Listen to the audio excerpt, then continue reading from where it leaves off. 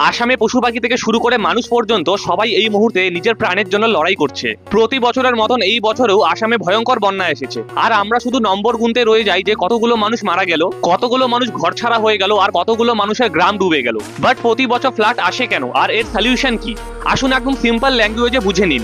আসামে 120টিরও বেশি রিভার রয়েছে, including Brahmaputra, one of the biggest river in the world. এবং যখন গ্লোবাল ওয়ার্মিং এর কারণে হিমালয়ের গ্লেশিয়ার ও স্নো কভার্স গলে যায়, তো তারপরে এরা গলে গিয়ে নদীতে চলে আসে, যার কারণে এই নদীগুলো ওভারফ্লো হয়ে যায়। আর আসাম এমনিতেও নাম্বার 1 বৃষ্টিবহুল রাজ্যগুলির মধ্যে পড়ে। এখানে প্রতি বছর প্রায় 2000 থেকে 3000 mm বৃষ্টি হয়। তো গ্লেশিয়ার গলে যাওয়া অ্যান্ড হেভি রেনফলের ডেডলি কম্বিনেশন আসামকে একটি বন্যাপ্রবণ এলাকা বানিয়ে দেয়, কারণ আসাম 3 দিক থেকে মাউন্টেন দিয়ে ঘেরা। তো আপনি ইমাজিন করেন একটি বাটি, এবং বাটির মাঝখানে আছে আসাম। তো সম্পূর্ণ জল একদম বাটির মাঝখানে এসে জমা হয়ে যায়।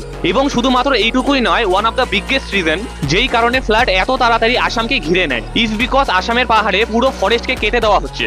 ফরেস্টের গাছ এবং মাটি বৃষ্টি থেকে আসা জলকে অ্যাবজর্ব করে নেয় এবং ওদের নিচে আসা স্পিডকে অনেকটা কম করে দেয়। কিন্তু যখন ওদের কেটে দেওয়া হয় তখন বৃষ্টির জলের জন্য আর কোনো ব্যারিয়ার গেট থাকে না। তো তখন তারা হিউজ অ্যামাউন্টে ডিরেক্ট নিচে নেমে আসে। মানে যে বৃষ্টির জল আগে 2 দিন সময় নিত নিচে আসার জন্য, এখন সেটা মাত্র কয়েক ঘন্টার মধ্যেই নিচে জমা হয়ে যাচ্ছে।